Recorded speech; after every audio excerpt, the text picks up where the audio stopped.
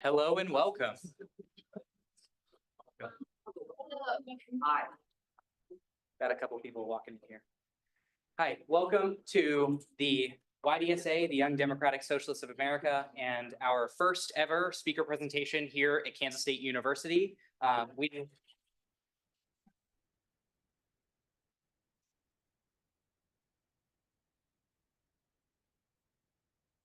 My name is Daniel, and I am one of the co-chairs here at the YDSA. I've been working as hard as I can, along with the many of our team members, to make sure that this event is possible and that we could get Dr. Rockhill here to this campus. So I just first wanted to give a great thanks to all of the folks who have volunteered for this event, who have worked on our team and worked hard to make sure that every step of this process is as clean and as finished as possible. So thank you to all of them.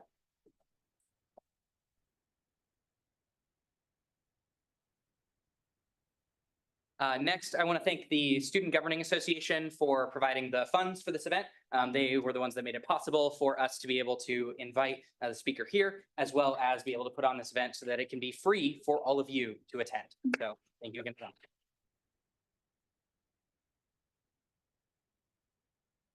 With that, we will have Nick, our other co-chair at the YDSA, introduce our speaker. Awesome. Hello, everyone. Good afternoon. I'm Nick McKee-Rice. I'm the other co-chair with the YDSA. I want to thank everyone for coming out today. I also want to thank Dr. Rockhill for joining us today to share his insights on the rise of fascism and the failures of liberalism. This is a crucial conversation to have right now, just not in theory, but also in practice, as this moment demands clarity above all else, as well as action.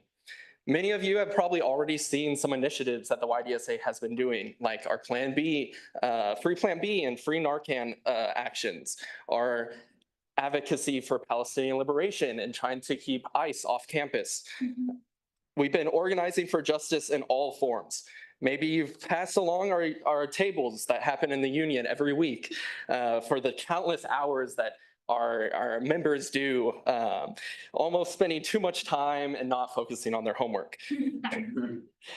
But none of this happens without the support from our community. Every campaign, every action, every flyer, every infographic is possible only because of the broader K-State community. By showing up today, signing our petitions, and reposting our infographics, even the kind of janky ones, you've already taken a huge step. But now I'm asking for you guys to do one step further. Follow us on Instagram, fill out our interest form, join our meetings. It is a big step right now, I know. But we are not that scary. I know our politics, socialism is a big word for a lot of folks, but we have friendly faces here, right? We have food at our events, stuff like that. I am asking you guys to join us. I will be honest, we are organizing at a time when the threat of fascism is escalating, not as some fringe movement, but as a reaction to the deep crisis within our political and economic systems. When people lose faith in the systems that only serve the rich, it fosters a groundwork for fascism to breed. That's what makes this moment so urgent. If you don't understand fascism as a product of capitalism in decay, if we treat it as some random glitch rather than a feature of the failing system, we risk repeating history. That's why I am so grateful to have Dr. Rockhill join us today. As a philosopher, writer, founder of the Critical Theory Workshop, he has helped expose the deep ties between liberalism and fascism and challenges us to think what liberation truly looks like. So please join me in welcoming Dr. Rockhill.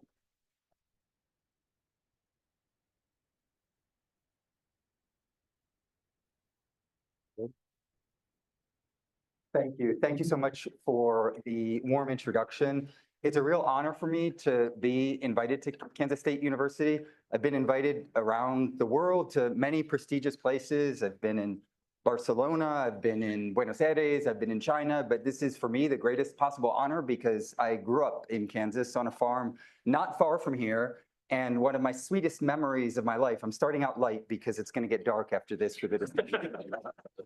So one of my best memories is I moved to Paris, must have been 25 years ago. I was able to get a scholarship after my undergraduate studies, and I didn't know anyone there. I barely knew the language, but I knew one person who was a friend of a friend with whom I'd worked construction for about 6 years in rural Kansas, including at the Pony Express station in West Kansas, and a number of other kind of historical sites. And he said, I went to K-State with my good friend, Eric. He lives in Paris, go and meet him. And so I wrote to Eric. Eric said, yeah, just go to this cafe, wear an orange shirt. And I was a bit of a hayseed, but I did have an orange shirt, and I went and I met him, and he picked up this little hayseed from Kansas and got me an apartment, introduced me to wonderful people, set me up, taught me the ropes, taught me how to buy a suit, how to wear a suit. I got cleaned up, got educated. And so I have an eternal debt to Eric, and via Eric, Kansas State University. It's a real honor to be here. And the topic for today is something that I've been working on for quite some time because I think it's integral for all of us to understand what fascism is, where it comes from, and most importantly, how to fight it, and what the fight looks like when you don't just win it in the short term, but when you win it in the long term. And part of what I'm going to present is the opening section to a book that I've been working on called, and don't be scared of the title, Fascism and the Socialist Solution. The opening comments are going to be somewhat of a conceptual nature. There was someone here earlier who was joking about me citing Hegel or maybe getting all philosophical. There is a philosophic component, but the reason I want to start with this is because of how strange the concept of fascism is and how it tends to operate to obfuscate the actual material reality of fascism. So the concept of fascism, as it is commonly used within mainstream discourse, functions in the most singular fashion.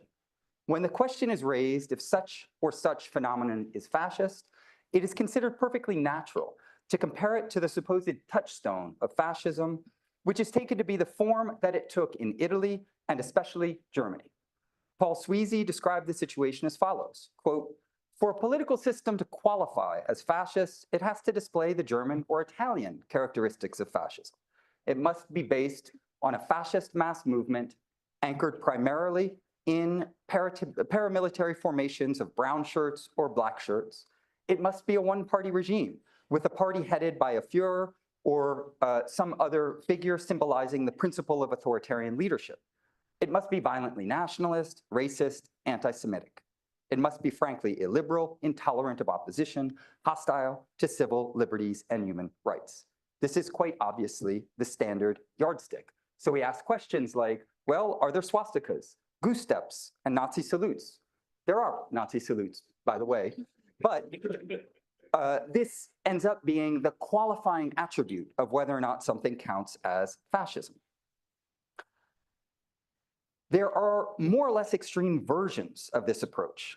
Some of them focus specifically on Nazism as the ideal type of fascism, whereas others concentrate slightly more generally on a classical model of fascism found in Italy as well as Germany.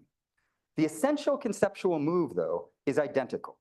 It is the particular historical manifestation of fascism that is supposed to define the general and not the other way around. A specific manifestation of fascism is assumed to serve as the touchstone for judging whether or not fascism exists in a particular instance. Now, we should take a moment to register how strange this is, because other political concepts don't function in this manner. It becomes readily apparent if one thinks, for instance, of a category like revolution. Would it be appropriate to draw the conclusion that an uprising is a revolution if and only if the same fundamental pattern it follows is that of the French Revolution, for instance? Should one specific revolution serve as the touchstone for all revolutions? The absurdity of such a proposition becomes obvious if you consider a widely used political concept like that of a state. Should we restrict our use of the term only to those situations that resemble a particular state, such as the United States? What about the category of dictatorship? Can the concept of colonialism refer only to the model of French colonialism in Africa? Right? Now, a likely criticism of this line of argumentation, or what's implicit in what I just said, is that the concept of fascism emerged in Italy to describe a novel form of politics, and it therefore makes sense to consider it as the prototypical exemplar of fascism. It is certainly true that this is where the concept emerged, but is highly significant, as Benito Mussolini himself regularly insisted, that it first appeared as an inchoate, disorganized movement that was only later and awkwardly conceptualized. Fascism in Italy was an evolving project that changed very significantly over time. The practice was primary, and its conceptualization followed in turn, meaning that there was not a predefined idea of fascism that determined the practice, but rather a shifting series of activities that were later conceptualized as fascism. When the term emerged, it was strongly affiliated with Italy, to such an extent, in fact, that the Nazis themselves often referred to the fascists as people distinct from themselves, meaning the people in Italy. By contrast, the Nazis called themselves National Socialists, abusing the term socialist, by the way, which we could come back to in the Q&A. In 1934, Joseph Goebbels wrote in Fascism and Its Practical Results, quote, "Mussolini stands at the beginning and at the end of the political development that we call fascism. Fascism is a phenomenon that entered the world of phenomena for the first time with Mussolini. Fascism received from Mussolini not only the idea, but also the shape and organization. Fascism in this sense," let's end quote, "fascism in this sense was understood as a proper name. It stood for the unique form of politics implemented in Italy under Mussolini. In Mein Kampf, Hitler also used the term fascism in this manner to refer to political developments in Italy. But at the same time, Italian fascism clearly exercised an important influence over German National Socialism, and Goebbels recognized this. He described this in terms of a confluence between them insofar as they're both driving in the same direction. Quote, "I'm firmly convinced that the political direction that we today call fascism in Italy, and which we call in Germany National Socialism, will gradually penetrate the whole of Europe. That there can no longer be any inhibition or obstacle to it, and that the future of our continent depends on the breakthrough of this political phenomenon," end quote. He is here identifying a common practice behind two different national movements affiliated with the concepts of Nazism and fascism at the time. It is this common practice that would be conceptually identified with the term fascism. Rather than simply functioning as a proper name, tethered to the specific type of rule in Italy under Mussolini, the term was given its conceptual birthright by being elevated to the status of a genus with multiple species, right? National Socialism and Italian fascism being species of the genus fascism. In this regard, it is important to note that at the same time, there was a clear identification of movements around, or I should say across the capitalist world, that were recognized as fascist in this sense, including, very importantly, if you look at the mainstream press in the United States in the 1930s, the Ku Klux Klan, which was identified as being an American version of fascism. So even though the term fascism was minted in Italy and it originally functioned as a proper name to refer to this unique phenomenon, it became a concept by being recognized as a more general category that could be applied to other instances. In the 1930s, the communist movement widely used the concept of fascism to refer not only to Italy and Germany, but also to similar reactionary political movements across the entire capitalist world. There were fascist movements in every capitalist country in the wake of the Great Depression. Figures like Antonio Gramsci, Togliatti, Dutt, and many others used the concept in this sense. Nazism, by contrast, largely remained a proper name, used to index the specific form of fascism in Germany and those who identified directly with it, including, of course, after the war. In other words, fascism was broadly recognized as the genus of which Nazism and Italian fascism were but species. With all of this in mind, we can now return to the common sense understanding of fascism in the contemporary world. What is remarkable is that at least when the term is invoked to discuss developments in the capitalist world, the category of fascism is often deprived of its conceptual power of generalization because it is collapsed into a particular instantiation thereof. Such particularization renders the concept ineffective since, at least in extreme cases, it simply becomes a matter of studying how a specific phenomenon measures up to a particular ideal type of fascism. Rather than Nazism and Italian fascism being recognized as specific manifestations of a more general phenomenon, fascism, they become the universal form by which all potential forms of fascism are judged. The relationship between the particular and the universal is thereby inverted. Rather than the particular being subsumed under the universal, it is the general that is subservient to the specific. So the very idea of fascism is thereby deprived of one of the major features of concepts in general, their ability to concretely abstract from empirical particulars to identify patterns at a higher level of generality.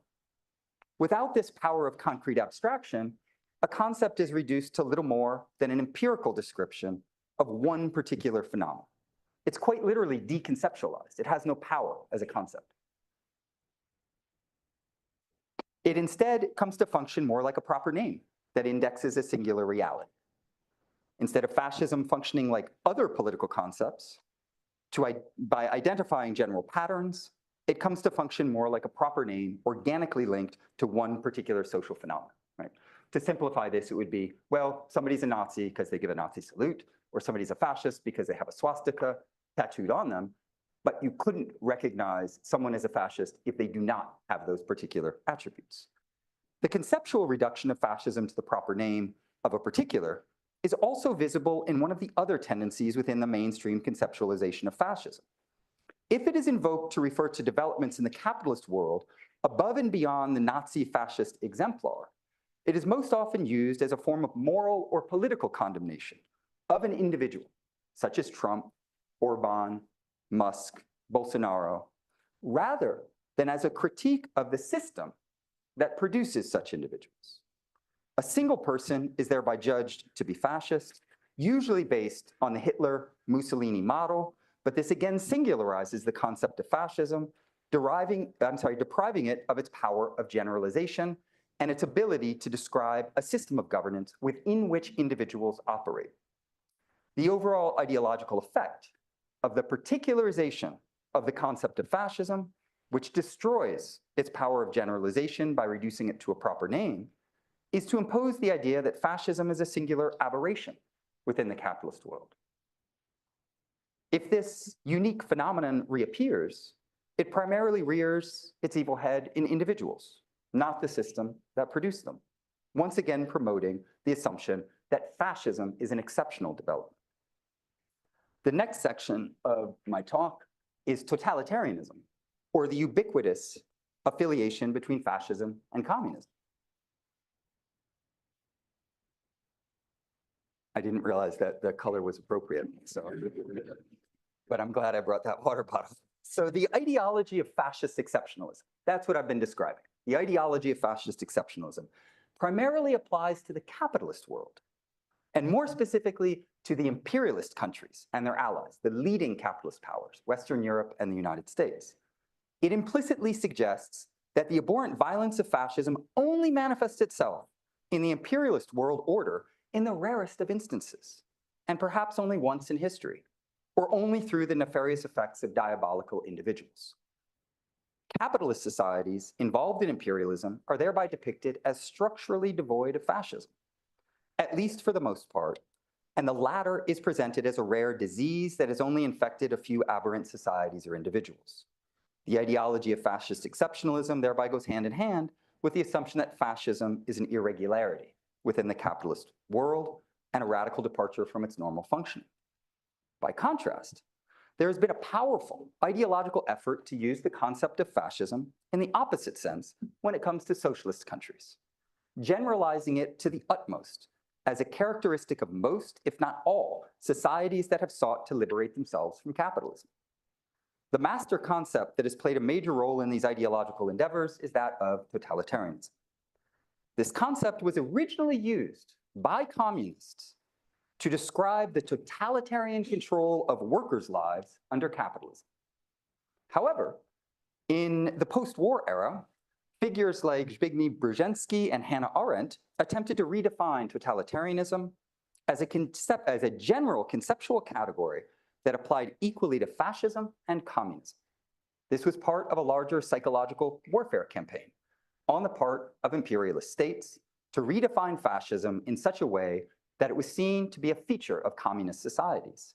Brzezinski and Arendt had ties to the US national security state and the national security state of the United Kingdom, and they were involved to some degree in academically laundering state-driven propaganda. Here we arrive then at the central paradox of the common sense use of the concept of fascism. Whereas it is treated as a singular aberration within the capitalist world, it is judged to be ubiquitous in, or even a constitutive feature of, the communist or socialist world.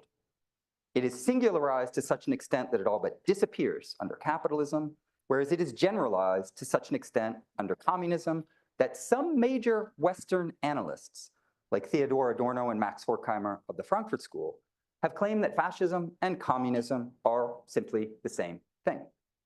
Slavoj Žižek has recently continued this trend by drawing on the dubious scholarship of the eugenicist A. James Gregor to assert that post-Deng China is a variant of contemporary fascism. This process of conceptual overgeneralization not only applies to communist countries, but it also includes nearly any strong state that resists imperialism. To take but a few examples, political figures like Saddam Hussein, Omar Gaddafi, and Bashar al-Assad have regularly been compared to Hitler, thereby suggesting that they were the leaders of modern-day Nazi states. I've never encountered a mainstream discourse that applies the ideology of fascist exceptionalism to countries like Iraq, Libya, and Syria, meaning a discourse that cried foul and claimed that the comparison is absolutely illegitimate because the fundamental features of the Third Reich were not present. There weren't swastikas, Nazi salutes, etc. The same is very much true of the condemnation of communism as fascism. Have the ideologues of empire ever held their analysis of communist countries up to the same standard as capitalist countries, when it's a matter of comparing them to the touchstone of Nazism and fascism? And have any of them claimed, for instance, that Poland and Czechoslovakia did not share essential characteristics, or that more generally, their anti-colonial, anti-capitalist internationalism inexorably separated them from the colonial capitalist ultranationalism of fascism? We see here, and this is my basic point if I lost you at any point in what I just outlined, that the mainstream dominant concept of fascism is radically lacking in analytic rigor and in the power of conceptual generalization. The next section, which is very short, is fascism and imperialism. Here we arrive then at the heart of matters. The ideology of fascist exceptionalism seeks to render fascism a complete anomaly in the imperialist world order, thereby conceptually severing fascism from imperialism. The ideology of fascist overgeneralization aims at making fascism ubiquitous in the regions of the world that resist imperialism, the most significant of which are the countries that are building an anti-imperialist socialist world order. The bourgeois ideology of fascism thereby turns the world completely upside down, making fascism into a characteristic of anti-imperialist resistance rather than a fundamental feature of imperialism. This ideological inversion goes a long way to explaining how the dominant concept of fascism functions as a term of condemnation. The fascists are those to be morally condemned for resisting the global order of the so-called free world, meaning imperialism. They are, in short, our enemies. This bourgeois ideology of fascism was cemented into the bedrock of US-American ideology through the myth of the Good War. It is to this foundational ideological historical narrative that I'd now like to turn. So this is the title of the next section. So the United States emerged from the Second World War as the undisputed leader of the capitalist and imperialist camp. The former imperialist powers of Western Europe had been destroyed by the war. Its founding legend has been insightfully diagnosed by historian Jacques Pauwels in a book entitled The Myth of the Good War. There are a number of facets to this mythology, but the core belief is that the United States is an anti-fascist defender of democracy and freedom, whose mission is to support the so-called free world. It thereby arrived as a leader on the world stage under the banner of the defeat of fascism. Its culture industries, which are the most powerful in the world, have put all of their ample resources into spreading this message far and wide in an attempt to guarantee that the United States took the helm of global imperialism under the guise of being the greatest defender of democracy that the world has ever seen. The ideology of fascist exceptionalism within the imperialist world order was integral to the myth of the good war. By cementing the idea that fascism is an anomaly within the imperialist world and that it was defeated by the fearless guardian of democracy, it established a bedrock narrative, according to which the world order overseen by the United States was founded on the defeat of fascism and the victory of democracy. This is one of the reasons why there has been a very strong tendency within mainstream discourse to resist the use of the category of fascism when analyzing the imperialist order governed by the United States. It couldn't possibly be fascist because the United States became the leading world power through its world historical defeat of fascism. The ideology of fascist overgeneralization, which applies the category indiscriminately to communist countries as well as other nations that resist imperialism, has allowed the United States to further develop its founding narrative in terms of an ongoing fight against fascism. The Nazi designs of an evil empire were quickly followed by the Soviets and now the Chinese, according to the dominant narrative. The message is clear. If fascism exists in the world, it is to be located in the anti-imperialist movements, particularly those that pose the greatest threat because they have a universal and international project of anti-imperialist liberation. In this sense, the myth of the good war is the founding legend that consolidated both the ideology of fascist exceptionalism within the imperialist world and the ideology of its ubiquitous presence in the anti-imperialist world. Now, to be sure, the United States entered the war, World War II, on the side of the Soviets and contributed to the defeat of the Nazis. Some 400,000 US soldiers gave their lives fighting Nazism and fascism, making decisive contributions in Western Europe and Japan. If we were to use the vocabulary of Antonio Gramsci, we might say that there is a kernel of good sense, meaning a grain of truth, within the common sense narrative regarding the United States anti-fascist orientation. However, this needs to be very seriously contextualized. The overwhelming majority of the Second World War was fought in the East, with some 27 million Soviets and 20 million Chinese giving their lives in the fight against fascism. They were the ones who deserve the greatest credit for defeating it, and many of them were self-declared communists. The United States entered the war very late and in an opportunist manner, with an eye to the spoils of war after it was clear that the Soviets were routing the Nazis. Moreover, it had not at all resisted the rise of fascism in spite of innumerable opportunities, such as during the Spanish Civil War, or when Stalin beseeched US American leaders on numerous occasions to enter into an anti-fascist alliance. The US national security state also began cozying up to Nazi and fascist elements before the official end of hostilities. This is very well documented through internal documents that are available through Freedom of Information Act requests and in various archives that I've consulted. After the war, the United States established a veritable fascist international, integrating, and I know this might sound surprising to some of you, but it's extremely well documented. I have a number of articles on it with myriad references, many of them archival, but there's also a lot of great historical scholarship. The United States integrated tens of thousands of fascists, these are from Italy and from Germany, into its ranks, and many thousands more in a global empire. In doing so, the United States did not publicly declare itself to be the Fourth Reich. On the contrary, it has done everything in its power to maintain the narrative according to which it is the greatest defender of freedom and democracy. Its mobilization of fascist forces around the world has therefore been done under the cover of liberalism, as if it were spreading freedom and democracy. In order to break, then, with this dominant ideological concept of fascism and restore its theoretical use value, it is helpful to distinguish between, it's helpful to clarify the precise historical relationship between fascism and liberalism. The next section is entitled Liberalism and Fascism, Partners in Capitalist Crime. The dominant bourgeois concept of fascism presents it as the opposite of liberalism. And it also defines the very essence of the fight against fascism as the struggle for liberalism. Now, some of this makes sense insofar as liberal modes of governance tend to protect democratic rights for at least certain segments of the population. And I think particularly in a moment like the moment that we're in, the defense of liberal democratic rights is absolutely 100% necessary. That said, the idea that liberalism and fascism would be in fundamental opposition to one another misses something absolutely essential. And that is that fascism and liberalism are both forms of political management of capitalism. The oft-cited exemplary cases of Italy and Germany that I was talking about a moment ago are highly revealing in this regard.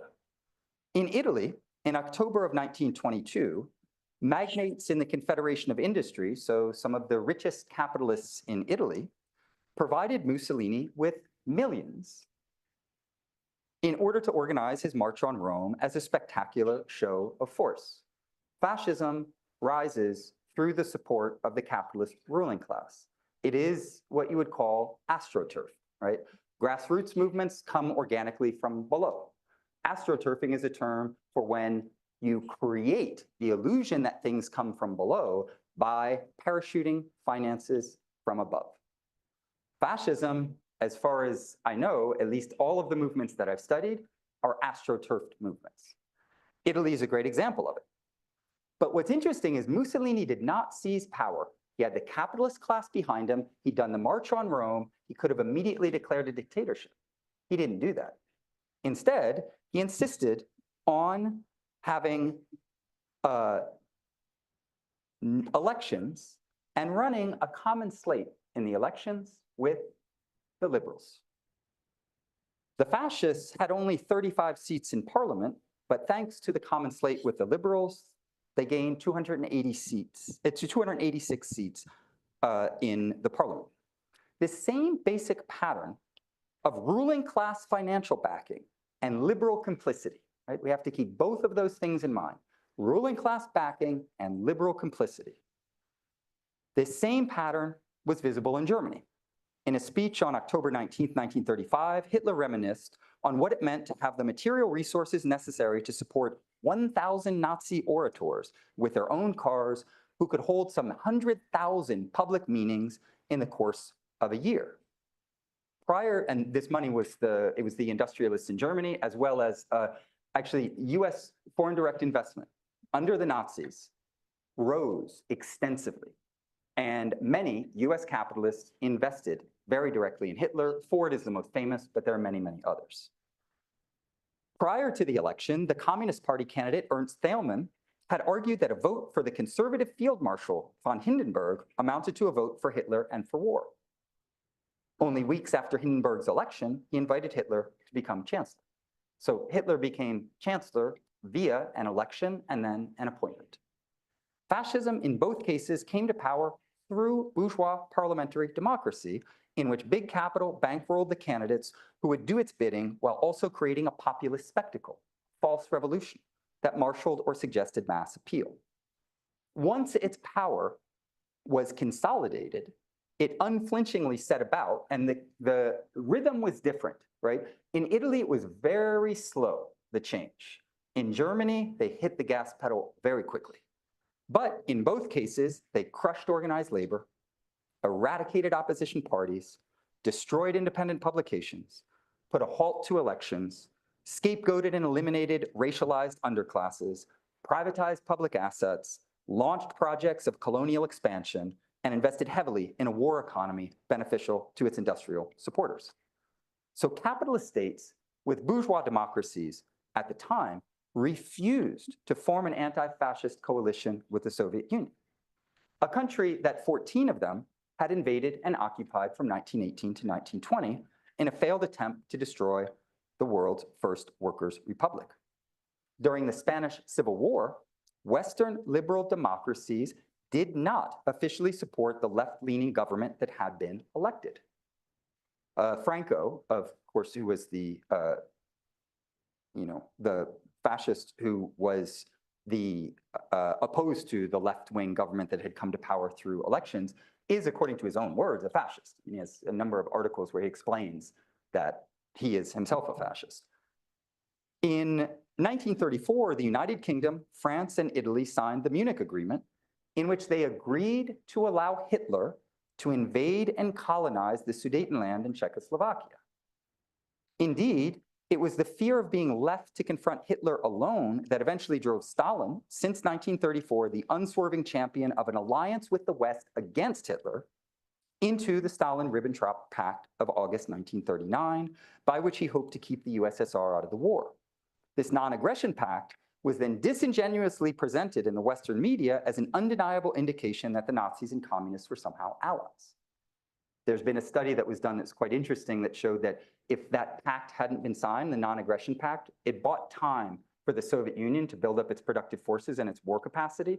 And if they hadn't done that, then there's a much stronger possibility that the Soviets would have lost the war against the Nazis. And if the Nazis had won against the Soviet Union, then we'd be, speaking German in France now. I mean, it'd be a very, very different world. And that's the tip of the iceberg. There'd be a lot more. The German Nazis killed, according to some statistics, 6 million people in gas chambers. They had plans to kill 60 million in the East. They were going to genocidally eliminate the socialist alternative of the Soviet Union. That was the plan. Hitler spelled it out, and Stalin knew it was coming, and he had to buy time in order to defend the people against fascist onslaught. So liberalism and fascism are best understood as capitalist modes of political management. The former rules primarily by consent, and the latter principally by repression.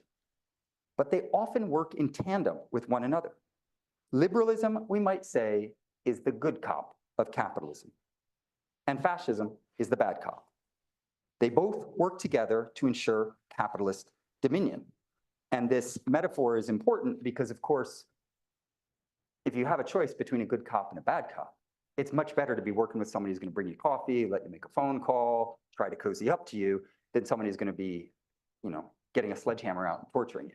So there should be no kind of ultra-leftist perversion of the argument that I'm making. They work in tandem with one another to manage a capitalist society. But if we have to choose between the two, we have a much better chance working with the liberal good cop than the fascist bad cop.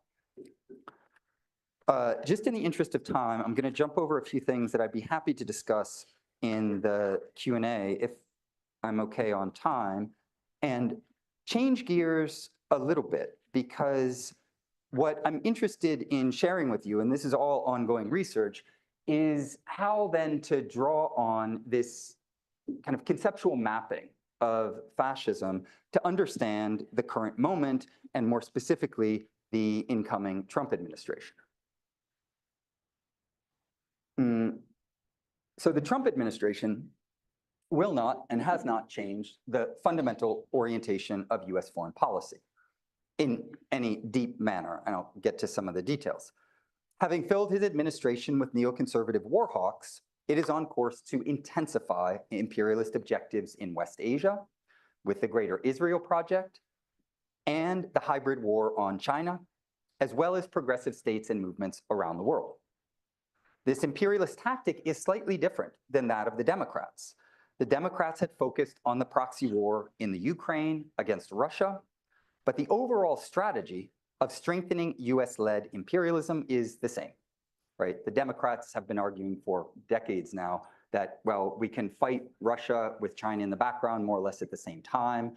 The Republican, and particularly the Trump orientation, is China's the principal enemy. Let's try to cozy up to Russia, do a kind of Sino-Soviet split, and get Russia at least, somewhat more on our side so that we can fight China principally. It's certainly the case that the Trump administration has worked to present itself as dedicated to global peace, when in fact it is above all devoted to pursuing imperialist hybrid wars while using some different tactics than the Democrats, in part to make it look like they're doing something fundamentally different. The war in the Ukraine was lost by NATO forces. And so when Trump comes in and presents it as if he's making some peace deal, we shouldn't be confused about what's going on. Russia won the war. They're never going to tell you that. They're never going to announce it. The US doesn't lose wars, even though they've been losing every war since Vietnam, with only a few exceptions. Grenada in 1983, tiny island country. And many of the wars are very long and very drawn out, but the psychological warfare campaign is very clear: projection of power, never admit defeat. And so a lot of that narrative is just playing into the overall interests of US imperialism. Regarding domestic policy, the United States has historically maintained a bourgeois democracy for certain segments of the population. Of course, from its founding, the indigenous population, the African population, the propertyless population, and women all had inferior statuses of differing degrees, many of them lacking human and political rights, some of them having human rights but no political rights, etc. There is a notorious study that I hope some of you have read from Princeton that demonstrated very clearly that the average citizen within the United States has little to no bearing on public policy, whereas major corporations through their lobbies have a major impact on public policy, basically demonstrating that if you define a democracy by people having power, US people who can vote have no power, therefore you draw the conclusion. I don't think you have to take a sophisticated logic class to arrive at the appropriate conclusion that it's an oligarchic plutocracy, not a democracy. There is also a very powerful police state that makes constant war on the most oppressed and exploited members of the working class, particularly the immigrant population and racialized groups. Victims of this police state, like George Jackson, have described it as fascist in its repression of the working class, and the US has established the largest prison and detention system in the world, not to mention a global system of carceral black sites. So in spite of some tactical disagreements, both the Democrats and the Republicans partake in what I would describe as imperial fascism, meaning the use of fascist death squads, dictatorships, and militias around the world. It's a very well documented history. Just to cite one example, William Bloom, a former member of the State Department who then turned against the State Department, has documented in great detail that there's only one country in the world that has endeavored to overthrow some 50 foreign governments since World War II, the majority of which were democratically elected. Anyone like? Yes. Beginning, yeah. And so in that regard, there's a great quote by Victor Marchetti, who had served in the CIA for about 12 years, I think, maybe 15. And he said, "We support every half-assed dictator, military junta, and death squad around the world. And we do it because it serves our interests, principally our business interests."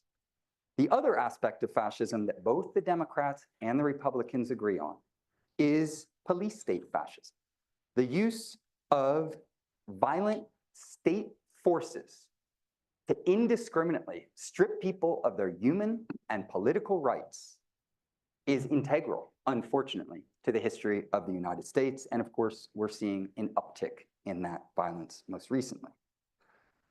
So if we engage in a refined analysis of the contemporary United States, we also have to recognize that there is still a liberal bourgeois order. Liberal democracy tends to manage the professional managerial class stratum and the upper layers of the working class, as well as acquiescent members of the domestic population. Fascism, though, is unleashed on the non-acquiescent workers of the global South, as well as the racialized and potentially insurgent underclass on the home front.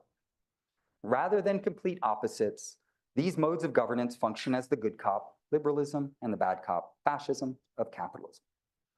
What a dialectical analysis, and dialectical is just in this sense, meaning that you look at how these forms of governance are interrelated and interact with one another.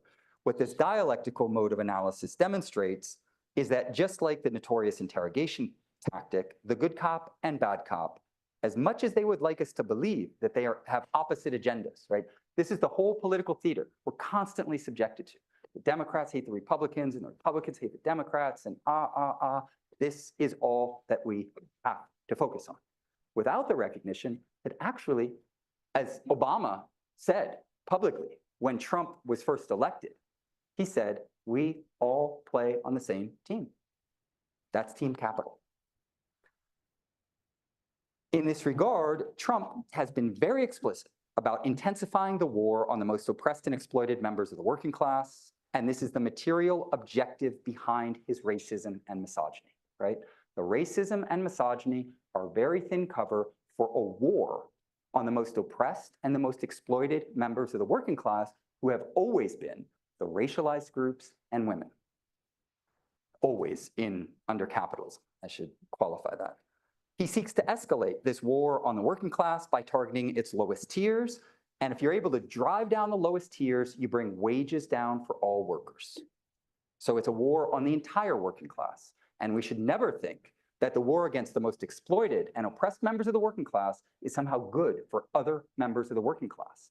It's driving their wages down to force us to work for lower wages. That's the whole gambit.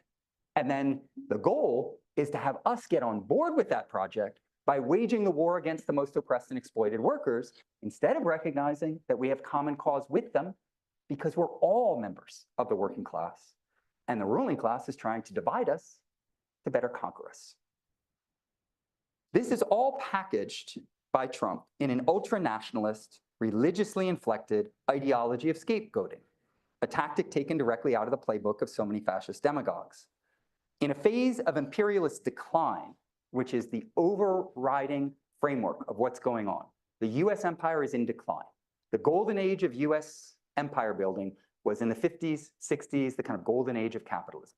It's well behind us. And the leaders of this country know that full well, and so does the ruling class.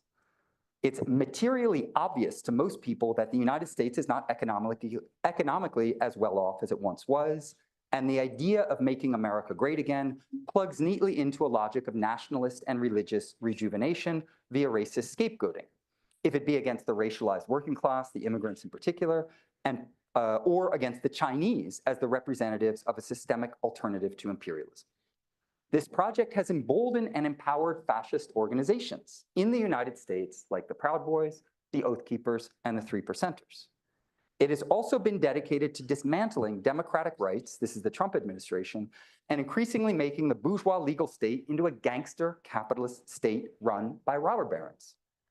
Indeed, Trump already worked with reactionary elements of the state and fascist militias, while backed, as always, by the most reactionary elements of the capitalist ruling class and finance capital in particular, to try and overturn the last election. He's also on record repeating that 2024 was the last election. What a dialectical analysis of fascism reveals is that it is a process of socio-political management that comes in different degrees. And our analysis needs to be fine-grained enough that it is attentive to all of the dimensions of governance. It is true that there is not, at this point, an open fascist dictatorship in the United States. And that's a very good thing. I think we can all agree, hopefully. I don't know if there's any naysayers in here. Anyone who's serious about practical politics should defend liberal rights and democratic rule over their fascist annihilation. The reason for criticizing liberal democracy, as Domenico Lasordo and others have trenchantly argued, is not to abolish it, but rather to transform its false universalism, right? Liberalism says we're all free and equal, but we find out that we're actually not. We want to translate that false universalism into a true universalism. That is the goal. It's also the case that the ideological bedrock of the United States is that it's an anti-fascist democratic country intent on spreading freedom and democracy. Although this is patently untrue in many ways, there's nonetheless a powerful historical narrative and institutions that have been established along these lines. Changing this takes time. The current administration is arresting, detaining, and deporting immigrants and activists without respecting due process and basic democratic rights. It's obviously testing the waters to see how far it can get. And there is every reason to think that these activities will expand. However, it is not, or has not, disappeared some 30,000 people as the Argentine dictatorship, backed by the Central Intelligence Agency and the United States, did in Latin America. It's not running mass extermination camps like the Nazis did, right? So we have to be able to see that fascism as a process is not an all or nothing phenomenon. In French, they talk about fascisation, So it's a process of, it sounds awkward in English, fascistization, the becoming fascist. That's what's going on. Although Trump attempted to undermine the last election, he didn't succeed. And he has not, at least yet, been able to completely transform the bourgeois state into an open dictatorship. Fascism needs to be understood as a process with different degrees of intensification. The version we are currently exposed to is a lower grade than the examples of Argentina and the Nazis that I just cited, but it nonetheless shares the same fundamental orientation: anti-communist, pro-imperialist, and reactionary. What the Trump administration represents then is an ongoing intensification of imperial and police state fascism, combined with an open war on democratic rights, a rolling back of the bourgeois rule of law, and an effort to embolden parastate fascist forces. Right, 1,600 people convicted of seditious conspiracy were let out of prison by Trump.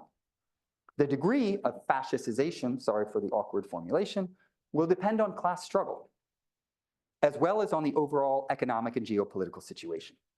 The US's imperial decline and the rise of China as the shepherd of a multipolar world is the overall context within which the capitalist ruling class invested in Trump in order to try and rejuvenate their super profits and halt China.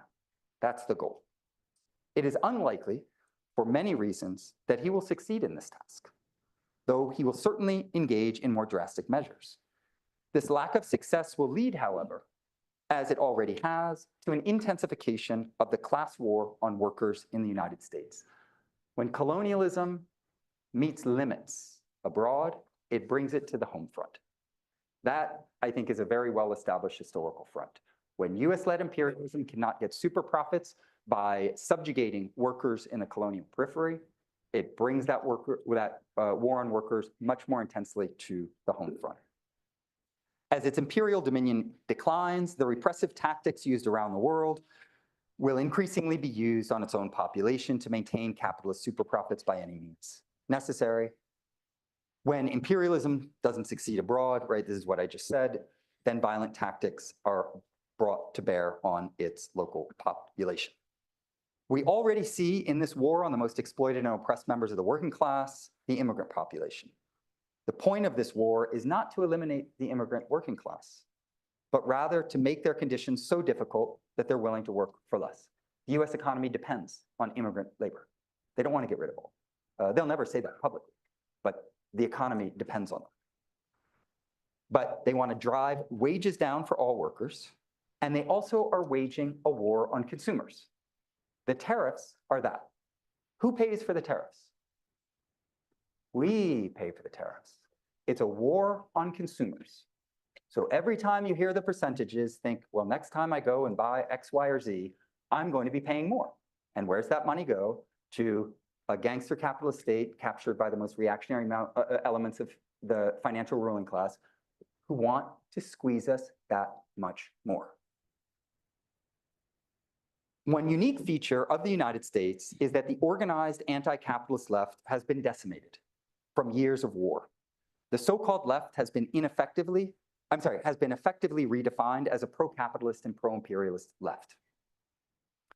Although there's a fringe moment of parties and organizations representing a socialist alternative to the capitalist mainstream, these have much less power and weight than in most capitalist countries, including others in the imperial core.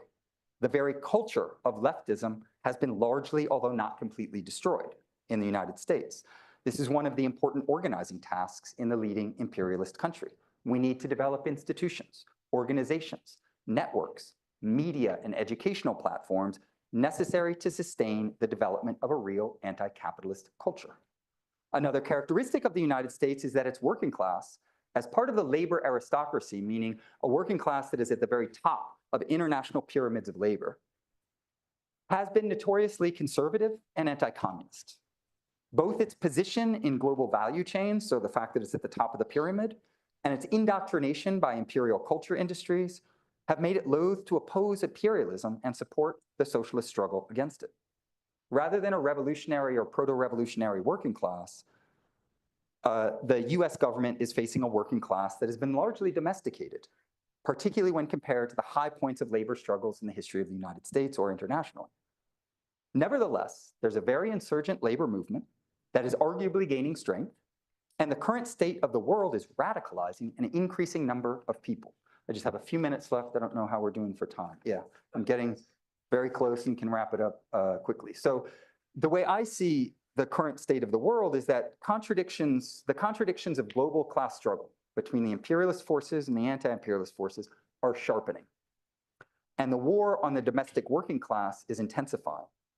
So it's very likely that more people are going to come to question the viability of the system they live in. We're also facing a world where capitalist-driven climate change is eliminating the conditions of possibility of human existence. It's code red for humanity. According to the United Nations, there could be no more Homo sapiens in 50 years. So the state of class struggle, the state for the struggle of the nature of the world that we want, has never been higher. It's an existential struggle for life. What that means is a lot more people are going to get radicalized because they're going to recognize that former generations didn't do the hard work necessary to move the world in the direction that we need. This is one of the reasons why the war on journalism and education is so central to the current administration. As class struggle intensifies on the home front, due to the violence of imperialism in decline, as well as the patent fact that the capitalist-driven destruction of the biosphere is rendering life impossible, or will soon, more people are going to be pushed into questioning the dominant system. Misdirecting their frustrations will be absolutely central to the maintenance of the system. They have to destroy education. They have to destroy journalism. They can't deal with an informed public that's getting radicalized due to the state of the world. They need the stultification of the US public because it's a bedrock element of the way they rule.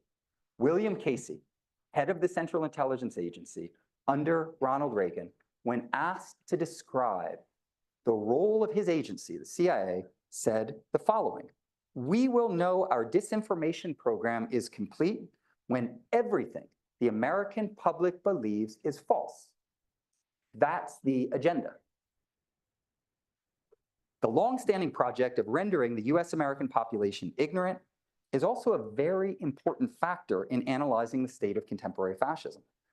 Given, unfortunately, how uneducated the general public is, which is due to no fault of its own, but because of the disinformation industries operative in schools and the media and the war on education and journalism, as well as the overworking of the population, right? People working 3 jobs don't have as much time to educate themselves or be educated. So we're dealing with a situation in which the general public isn't as informed as it could otherwise be, and such a population is much more malleable to ruling class agendas. So I'm going to just jump to the conclusion. So in conclusion then, I'd like to address, well, no, actually, I'm going to leave, I think, the rest of this to, I can get to this in the Q&A or it will come up. I guess maybe I'll just say one final thing in conclusion, and that is that although this talk hasn't been as gay and happy as hopefully my opening comments were about how happy I am to be back in Kansas, there is something that is really important and worthy of excitement. And that is that if you think in a distinction between subjective experience, like my experience as an individual, we are living in a world where if you're not a member of the ruling class, and I assume that most people here are not, meaning, you know, I think it's 4 or 5 US Americans who own the equivalent of what 50% of the entire population owns, right? These are people who are super rich, and that wealth comes from the immiseration of everyone else. Doesn't fall out of the sky. If you're not one of those people, then subjectively and individually, most likely your lives, like my life, are going to get a lot worse. That's the negative. The positive is, if you look at global history, what we're living through is the decline of the US empire. The US is not as powerful economically, militarily, culturally, etc., as it once was. This creates an incredible, incredible opportunity. An opportunity to break the imperial stranglehold that the United States has operated around the world in order to not just liberate ourselves, but also those in the global South who have been under the jackboot of US imperialism. And so sometimes you have to make subjective sacrifices for the overall gain of humanity and the objective course, hopefully, of history, which will depend on us and what we do. But we can contribute to a world in which people are given power instead of the reactionary ruling class that is trying to divide, conquer, and ultimately destroy all of us and the planet in due course. So I was trying to be optimistic, but I think I added on a kind of negative note there. Hopefully someone has a little levity to bring to the Q&A. Thank you so much for your time. And I look forward to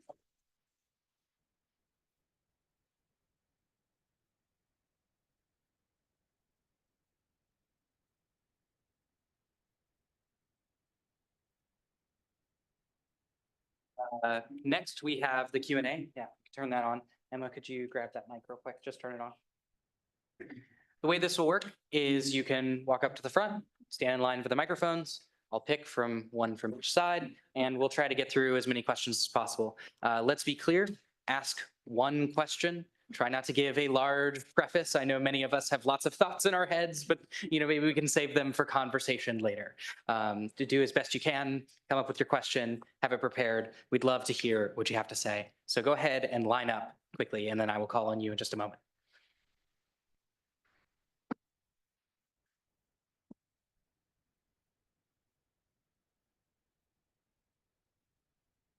We'll start over here on the right. Hello. My name is Chris, and I just wanted to ask real quickly, earlier you mentioned how Russia had already won the war in Ukraine. Could you please talk more about that and why you claim that to be the case?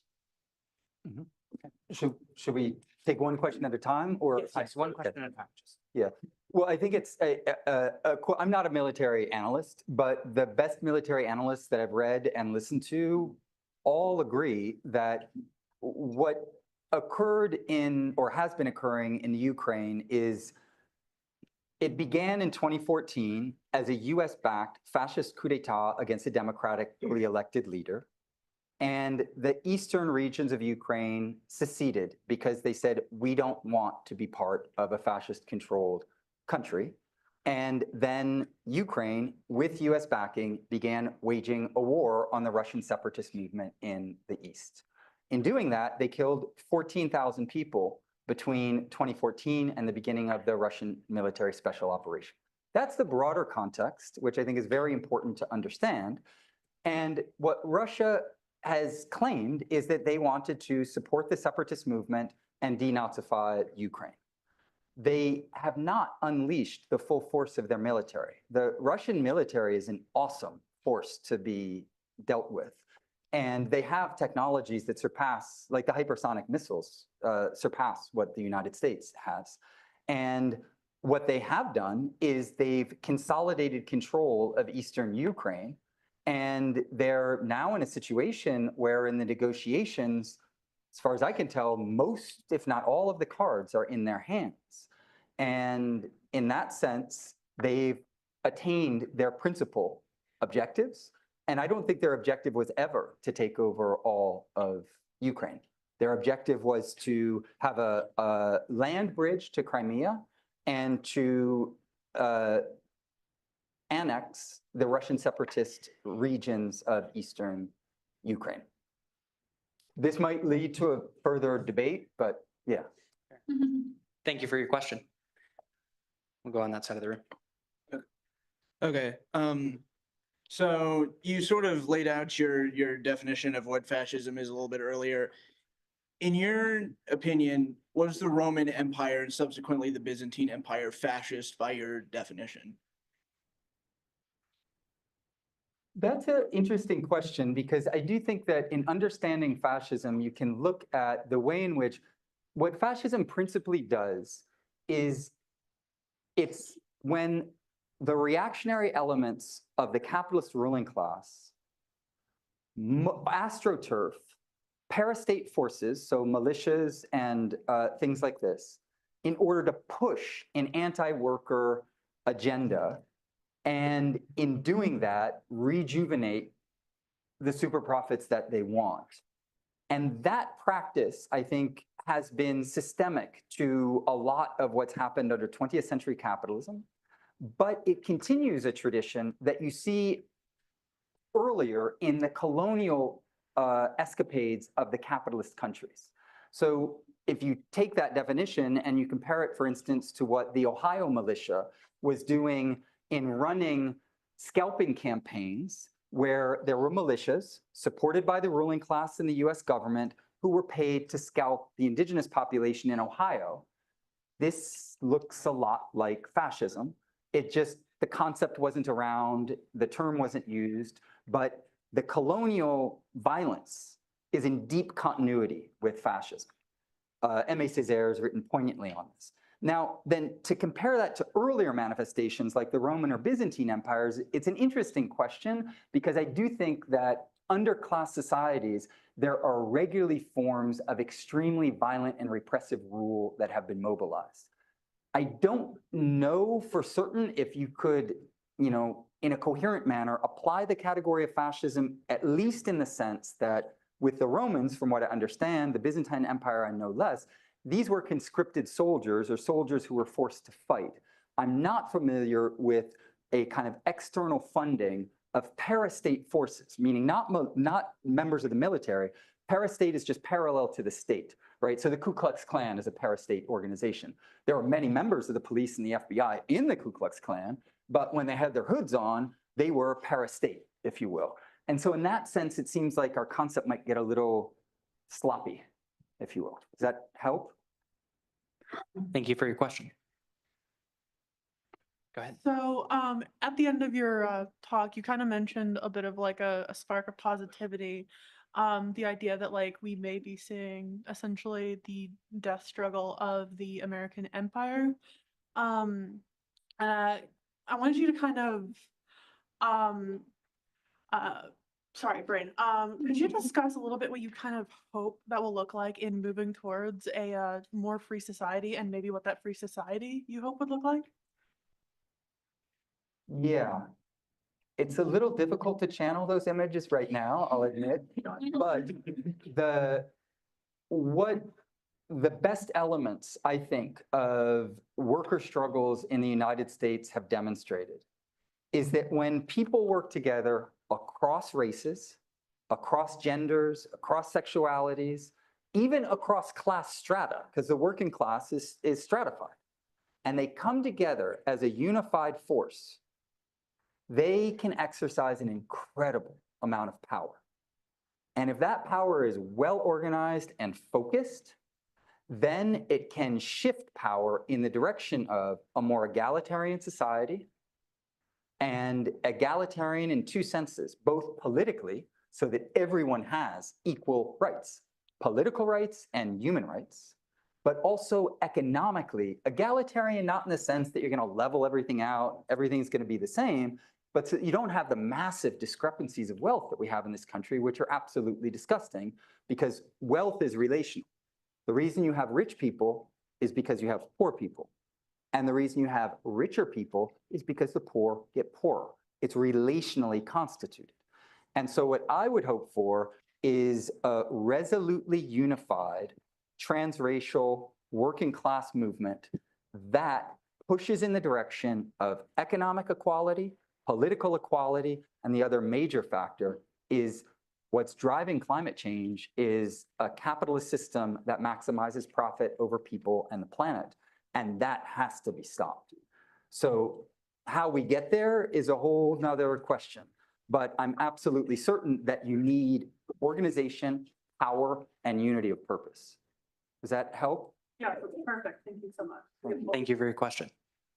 Go ahead. I actually don't have a question. I just wanted to We personally can thank chat. you for coming back to Kansas, one hayseed to another. I know there's been some darker notes with this, but it's kind of contrary to that. It's actually been deeply reassuring, or maybe almost to the point of confirmation bias, as somebody who, even as he's woefully uneducated in these matters and is trying to play catch up, to have a speaker that can alleviate some of the stress of thinking that, I might be alone in this thinking. And obviously, a room full of people helps with that reassurance as well. So I wanted to thank you again for coming back to K-State. Well, thank you. I greatly, greatly appreciate it. And it's also true that I feel alone at times. And the building of community, connecting with people, connecting to their humanity, and seeing that at the end of the day, if we're going to improve this, it's not because I'm going to give a good lecture. Hopefully it was good. I don't want to be not that narcissistic or something.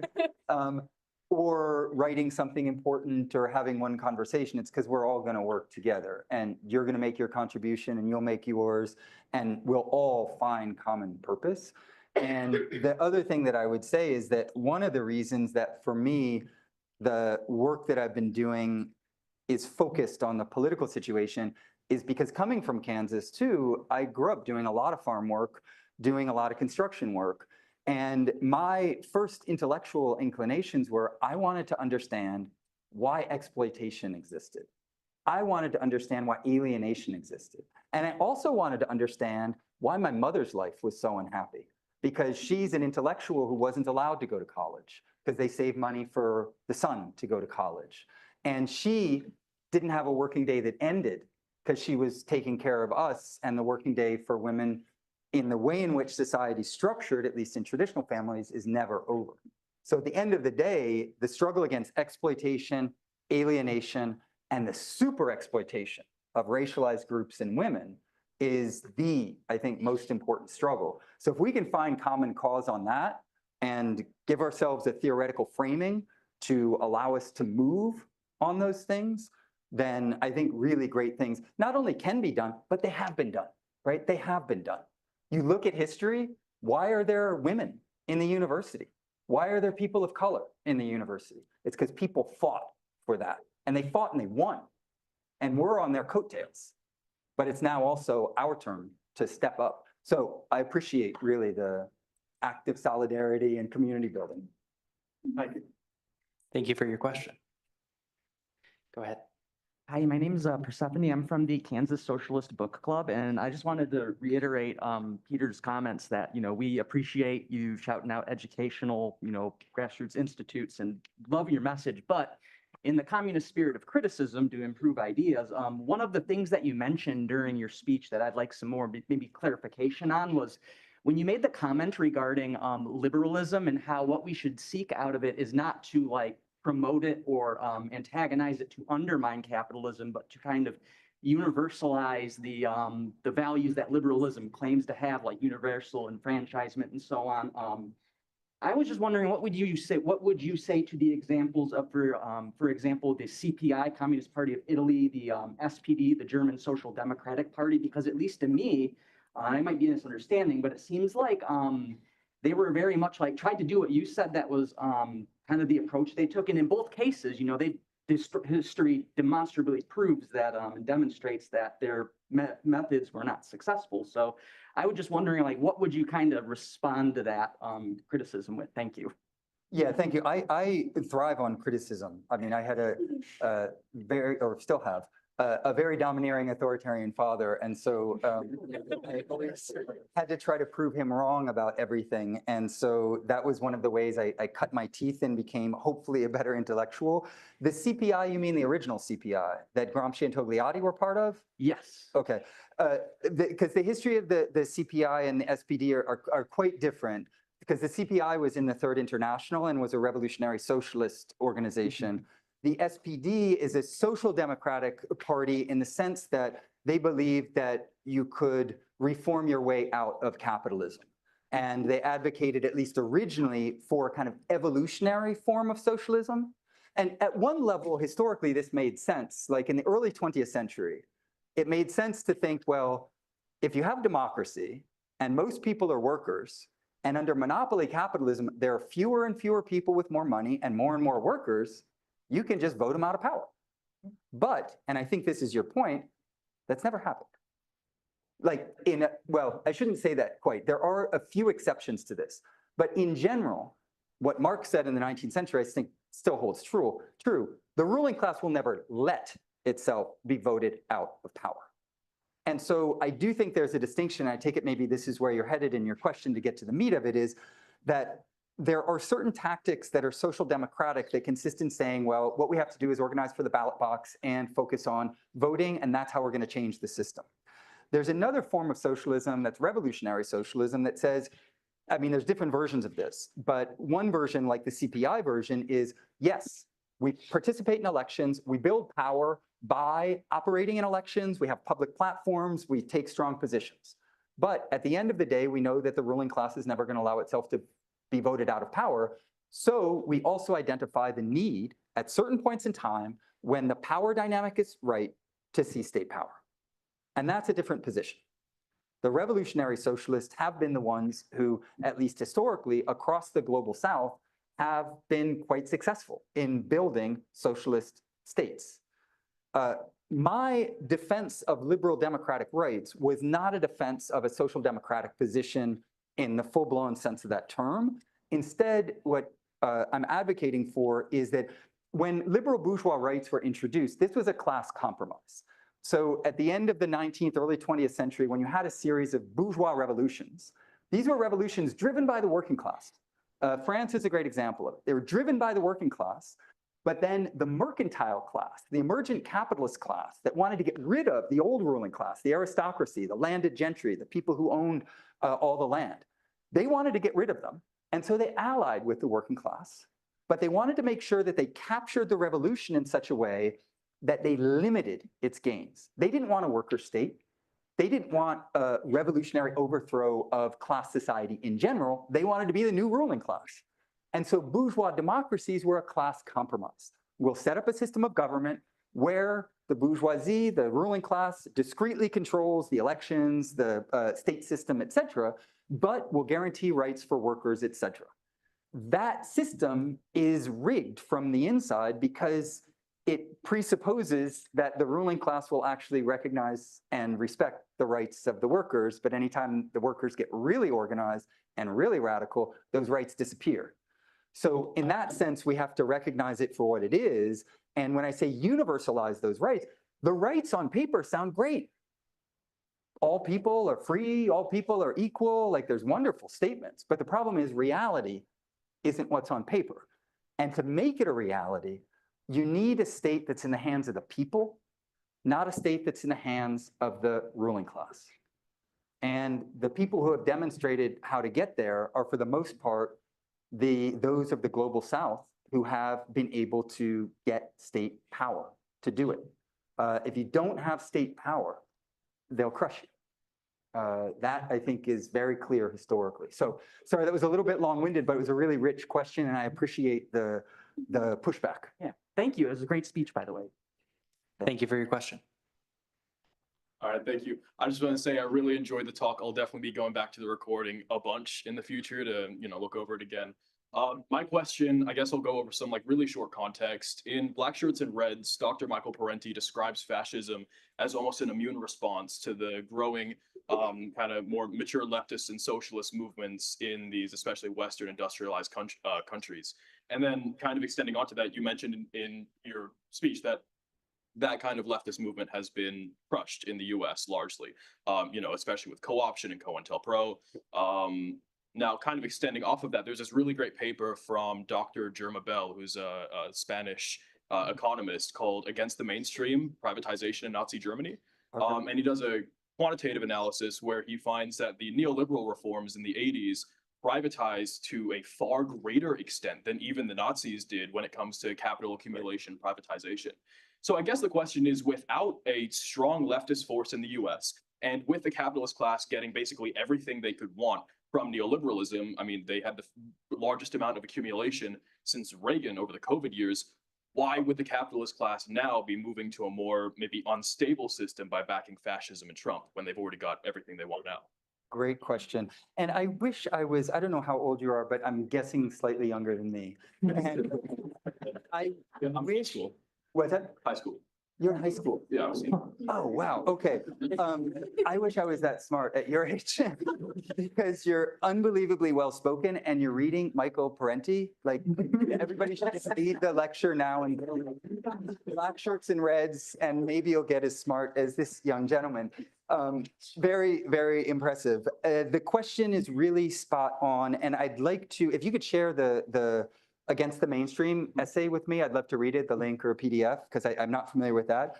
But I think the question can be addressed by looking at what's happened under neoliberalism. So this will just take a sec, but very quickly, the neoliberal bet was that, you know, with the US became the leading imperial power at the end of World War II, between the mid-40s and the end of the 70s, you actually had socialism expanding globally. You had it expanding in the Far East. You had it come to Cuba in 1959. You had Nicaragua. You had the capitalist world was on its heels. And so the neoliberal solution was, how can we break this model of expanding socialism? And how can we reinvigorate our capitalist super profits? And one of the main decisions that was made was to offshore production and financialize the economy. In offshoring the production, then they shifted so much of the productive sites elsewhere, you know, Latin America, Southeast Asia, et cetera. And now the United States has almost fully financialized its economy, right? Like, what do we make? We make bombs and we make movies about why it's great to drop bombs.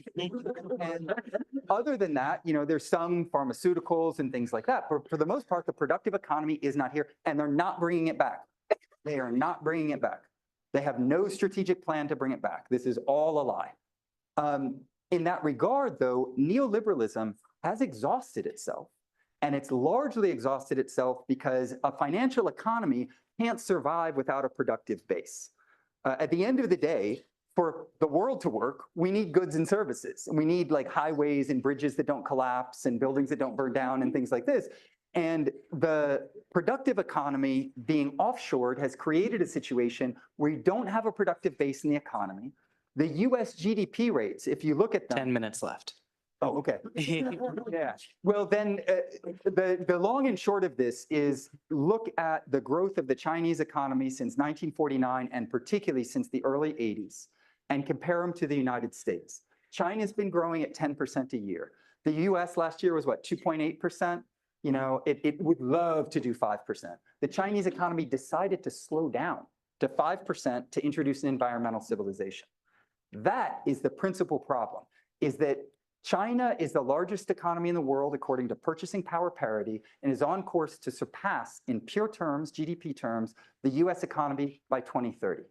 If that happens, which it looks like it will happen, that means that there's a new dominant world order that is largely overseen by China and a multipolar world, and imperialism goes back on its heels. That has to be halted. And so I think the principal global conflict is that between the US model and the Chinese alternative. Sorry, there's probably more, but I have the professorial problem of going on at length. So we can continue the conversation hopefully a bit later. Yeah, thank you. Thank you.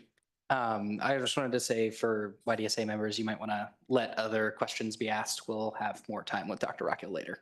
Awesome. I can speed up too. No. Sorry. They're just really great questions. I get these I can't, before. It's I like don't disagree. brilliant high schoolers are reading Michael Parenti. Like, I had no idea that I was coming into this crowd. Kansas, yeah, I know. Yeah, I know, it's Kansas, that's right. Go ahead. Once again, thank you for your talk and your speech. It was highly informative.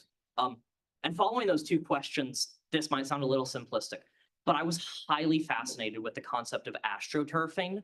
I was wondering if you could give some really like small, maybe less known examples and how they were able to materialize and kind of fly under the radar, if that was possible.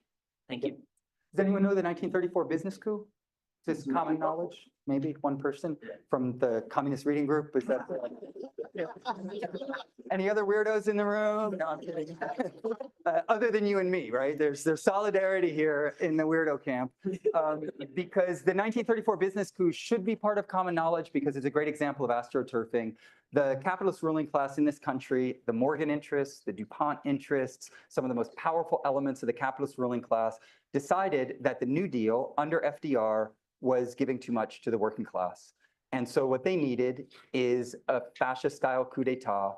They sent an individual to Europe to study 4 different models of fascism. They came back and decided that the model in France was the best possible model to apply to the United States.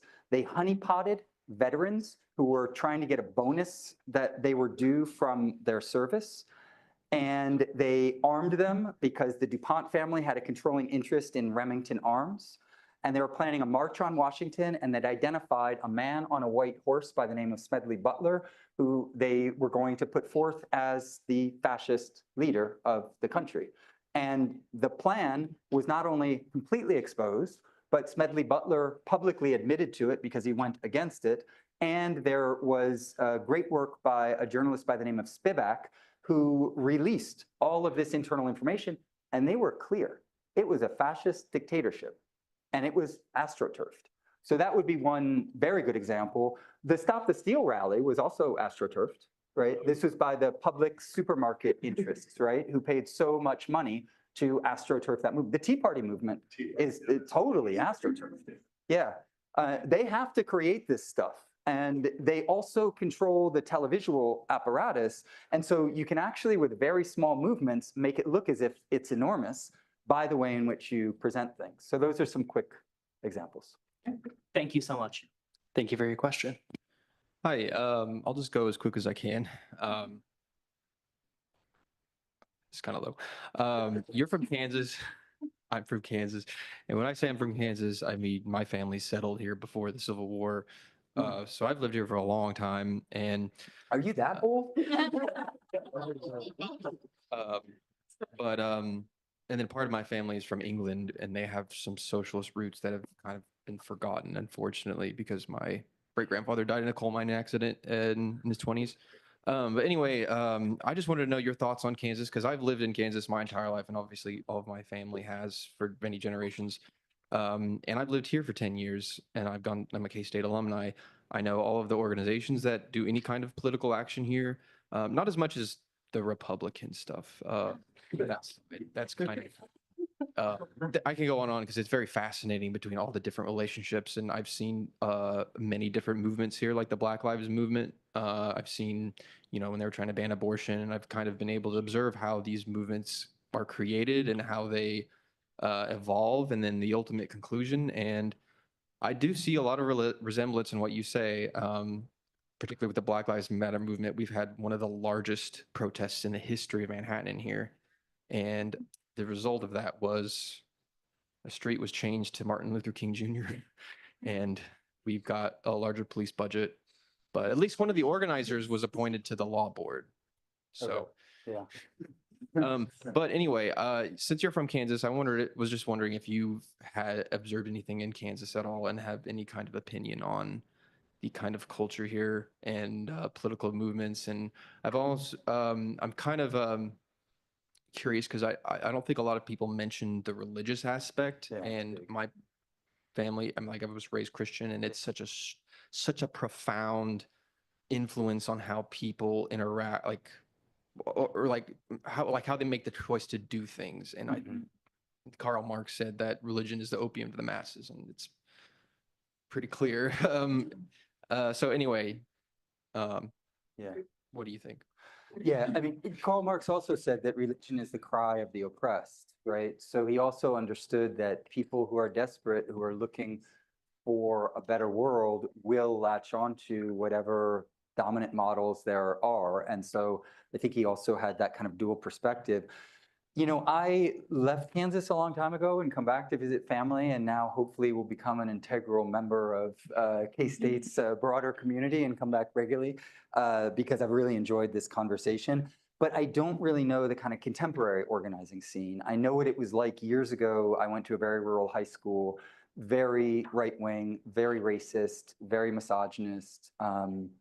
Football was the religion, and that kind of world it's difficult to organize in, but at the same time, even when I was in high school, of course, not as brilliant as the man in the back of the room, but I was involved in trying to change things politically. And one thing that I really remember very clearly is the sense that people have an understanding of injustice. They have an understanding of exploitation.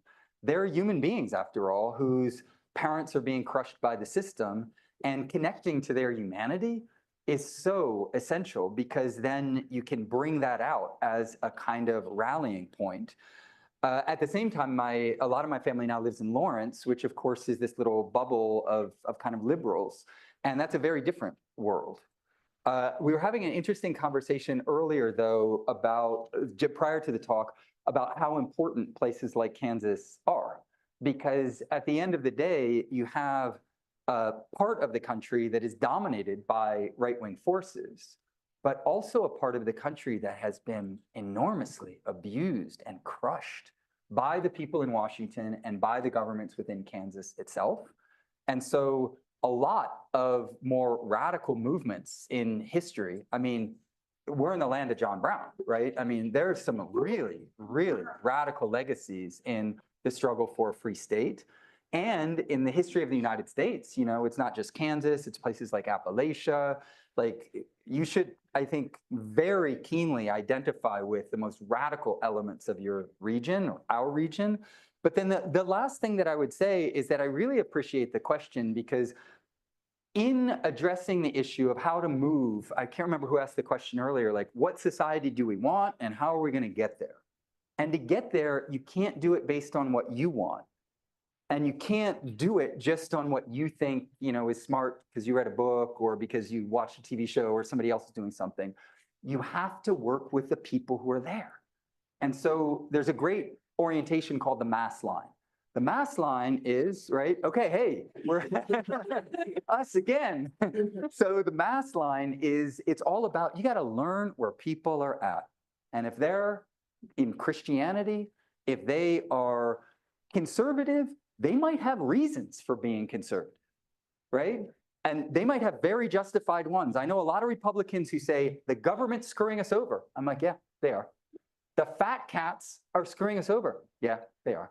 The news is lying to us. Yeah. Those conservatives, they understand a lot about what's going on. Life is getting worse and harder. Yeah, that's all right. But then you got to take that understanding and you frame it in a broader manner so that one can see the class struggle and the forces that are operative so that people actually fight against those things rather than fighting for them. Because so many people are miseducated into fighting actually against themselves, right? Probably people know the book, What's the Matter with Kansas, the Tom Frank book. I met him. What's that? I met him and I asked him if he read Marx and he kind of freaked out. I mean, He's like uneasy because it's like, oh, I don't know, I'm not. Final remarks. Yeah. The point is that what he points out is that many people in Kansas end up voting against their best interest. So in a nutshell, I think it's you meet people where they're at, listen to their suffering, listen to their needs, but then try to give them tools by which they can really meet those needs and really alleviate that suffering. And so unity, disunity, meaning, hey, you got to understand it from this perspective, and then a higher unity where you bring people in, you're like, yeah, I want to fight against the fat cats. I want to fight against the government that's not serving my purposes. I want to fight against fake news. But the way to do it is not by supporting fascist reactionaries. So on that note. Yeah.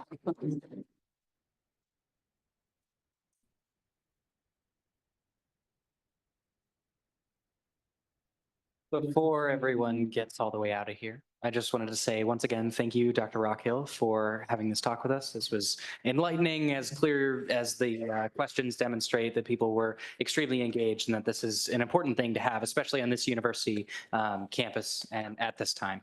So I wanted to add one last thing is just for any of you in the room who are looking for that, political home, for that place to work and make the world that you want to see, YDSA hopes to be there. We hope to connect you with those organizations. We hope to put on more events like these. So if this was interesting to you at all, please come meet any of our organizers in the shirts with K-State YDSA on them, and please come talk to us. We would love to meet you. Thank you.